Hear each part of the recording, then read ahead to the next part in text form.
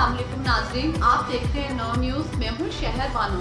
आइए ले चलते हैं आपको आज की हेडलाइंस की तरफ। खबर शामिल करते हैं नतिया के लिए आबाद से हमारे नुमाइंदा नसीर खान की रिपोर्ट के मुताबिक मारूफ सियाहती मकाम अयूबिया में मनाल कंपनी की जानब से चीर लेफ्ट अयूबिया के मकाम पर तकरीब मुनक्किद की गई, जिसमें कसीर तादाद में लोगों ने शिरकत की। इस मौका पर मुकामी लोग जो कि अयूबिया में अरसा दराज से लोकल सताब पर काम कर रहे थे, इनको नज़रअंदाज कर दिया गया, जिसमें वो सरापा एहतजाज बन गए। इन्होंने इस मौका पर भरपूर एहतजाज किया और चीर लिफ्ट कंपनी के खिलाफ नारेबाजी की, जिससे फिजा मुखालिफ नारों से गूंज उठी।